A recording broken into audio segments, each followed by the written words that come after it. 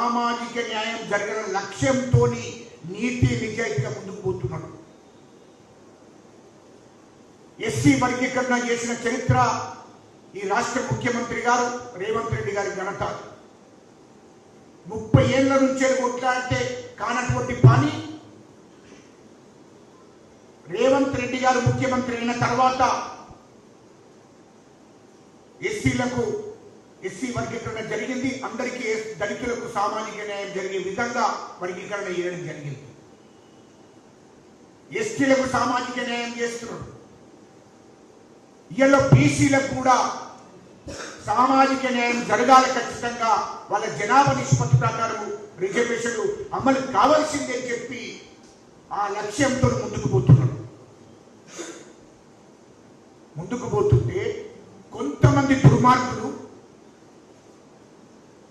అది బీసీలకు వస్తే బీసీలందరికీ సామాజిక న్యాయం జరుగుతుంది, రాజకీయాల్లో ఉద్యోగాలలో అన్ని రంగాల్లో కూడా బీసీలు ముందుకు పోతారు, ఈ తెలంగాణ రాష్ట్రంలో వాళ్ళు అధికారులకు వస్తారేమో అని చెప్పి కుట్ర కుతంత్రాలు చేసి ఒకవేళ బీసీలు ఎస్సీలు ఎస్టీలు ఏకమైతే మా పతనమవుతుందని చెప్పి భయపడి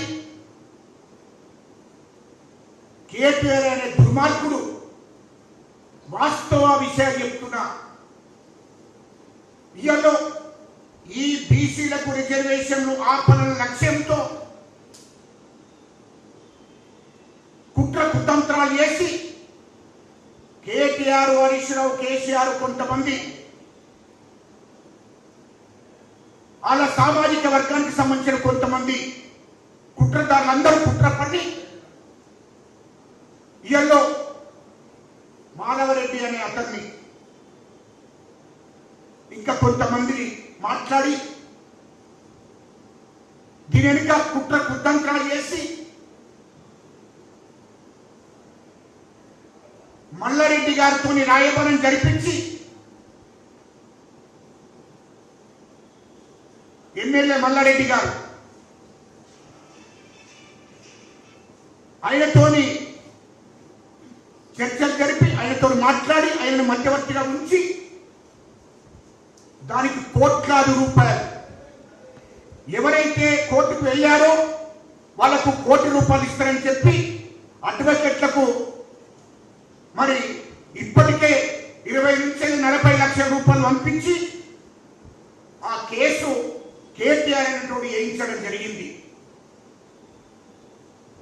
ఇంత దుర్మార్గమైన కుట్ర కుతంత్రాలు చేస్తున్నాడు. ఇది తెలంగాణలో ఉన్నటువంటి బీసీలందరూ అర్థం చేసుకోవాలి. దయచేసి రికార్డు ఉంది, ఎవరి ద్వారా డబ్బులు పోయినాయి.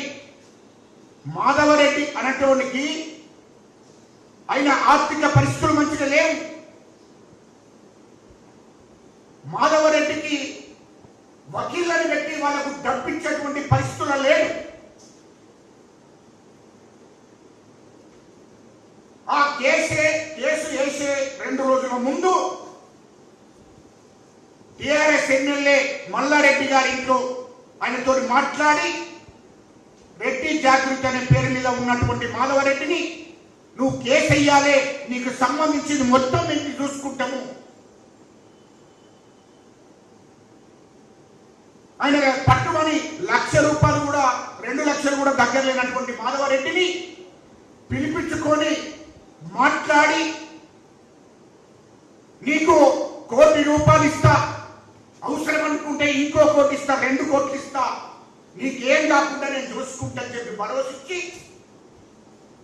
వకీళ్లకు ఎంత డబ్బైనా నేను పంపిస్తా అని చెప్పి కేటీఆర్ స్వయంగా మాట్లాడి భరోసా ఇచ్చి వకీళ్లకు డబ్బులు పంపించాడు. కేటీఆర్ డబ్బులు పంపించి బీసీలకు 48% రిజర్వేషన్ రాకూడదు అని చెప్పి కేసు వేయించడం జరిగింది. కేటీఆర్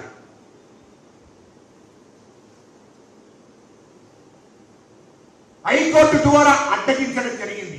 ఇలా సుప్రీంకోర్టు కూడా పోతే ప్రభుత్వం సుప్రీంకోర్టు కూడా ఇంకా 10 కాదు 20 కోట్లంటే నేను ఖర్చు పెడతా, సుప్రీంకోర్టులో కూడా వాళ్ళకు అనుకూలంగా తీర్పు రాకూడదు అని చెప్పి ఛాలెంజ్ చేస్తున్నాడు కేటీఆర్ అంటూ. ఇదేంటి? బీసీలకు రిజర్వేషన్లు రాకూడదు, బీసీలకు రిజర్వేషన్లు వస్తే తెలంగాణ రాష్ట్రంలో వాళ్ళు అన్ని రంగాల్లో ముందుకు పోతారు, రాజకీయ అధికారం అడుగుతారు. రేపు బీసీలు ఎస్సీలు ఎస్టీలు ఏకమైతే ఈ రాష్ట్రంలో అధికారం వాళ్ళ చేతులకు పోతుంది అనేటువంటి కుతంత్రాలు చేసి కేటీఆర్ అనే దొర, ఆ దుర్మార్గుడు బీసీలకు రిజర్వేషన్ రాకుండా చేస్తున్నాడు. ఆర్ కృష్ణయ్య గారు ఇది గుర్తుపెట్టుకోండి. కృష్ణన్న, బీసీల అందరూ కూడా ఇది ఆలోచన చేయండి. ముఖ్యమంత్రి రేవంత్ రెడ్డి గారు సిద్ధశుద్ధితో చేశాడు. వాస్తవానికి అన్ని వర్గాలకు సామాజిక న్యాయం జరగవలసిందని లక్ష్యం కొద్ది మా ముఖ్యమంత్రి రేవంత్ రెడ్డి గారు ముందుకు పోతున్నాడు.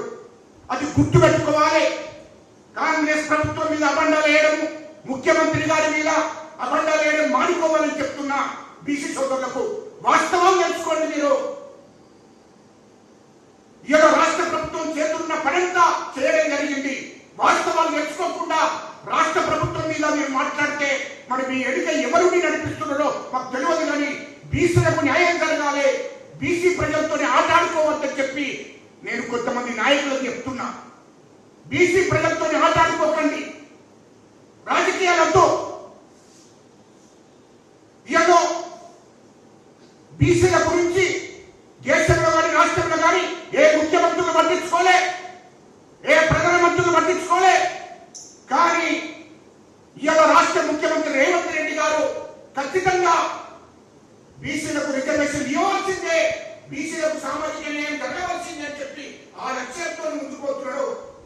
బీసీల మీద ప్రేమ ఉన్నది కాబట్టి బీసీలకు న్యాయం జరగవలసిందే అనేటువంటి